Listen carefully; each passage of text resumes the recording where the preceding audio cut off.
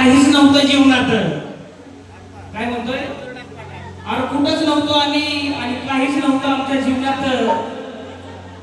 आणि त्यांच्याच कृपेमुळं आज लिहायला लागलोय कवनात.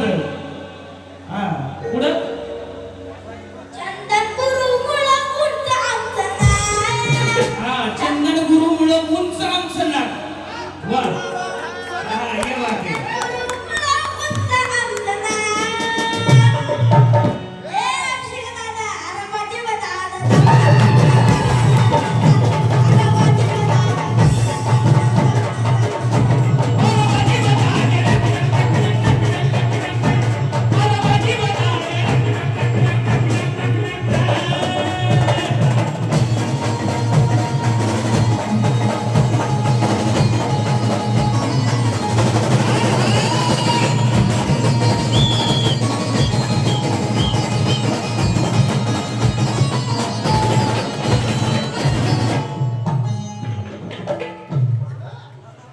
राहुल शिंदे आणि चंदन कांबळे ही एका नाण्याची दोन बाजूला छापा काढा.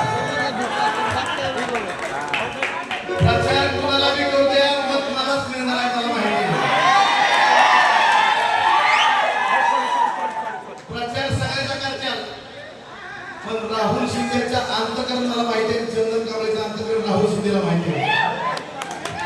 आनंद शिंदेचा पट्टा आहे, पण मला पहिल्यापासून आमचं भावाभावाचं नातं आहे. प्रचार लय केला दुसरीकडचा, पण मत द्यायला मला आलाय पट्ट्या.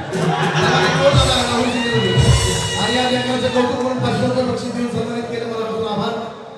आणि राहुल शिंदे आजपर्यंत गुरुपौर्णिमेला कधी आले नाही. बघा किती विशेष आहे. यात तर मजा काय सांगायची मला. राहुल शिंदे आजपर्यंत माझ्या गुरुपौर्णिमेला आले नाही, कारण त्यांचा गुरुपौर्णिमेचा माझा काही संबंधच नाही. कारण की आम्ही काय गुरु शिष्य नाही, आम्ही भाऊ आहे. आनंद शिंदे शिष्य आहे, आनंद शिंदे भाऊ आहे, आम्ही भावाचं नातं आहे. पण केवळ चंदन कांबळेला वाईट नको वाटायला म्हणून ह्या वर्षी आणले ते. नाहीतर ते वेगळं त्याचं गालबोट लागला असं त्यांना वाटलं असं. पण माझ्या अंतकरणात सगळ्यांमध्ये प्रेम आहे. जे माझे आहेत ते माझेच लेकर आहेत. तिकडं सुद्धा ज्यांनी माझ्याकडे आले नाही ती सुद्धा माझीच लेकर आहे. आणि आले तरी त्यांच्याकडे माझ्याकडे तेवढाच सन्मान आहे त्यांच्याकडे. पण माझ्याकडे सुद्धा भाव नाही. माझं गुरु म्हणून जे कर्तव्य आहे तेच कर्तव्य आहे माझं. आणि म्हणून सांगायचं माझी लाडकी लेक, तिला सुद्धा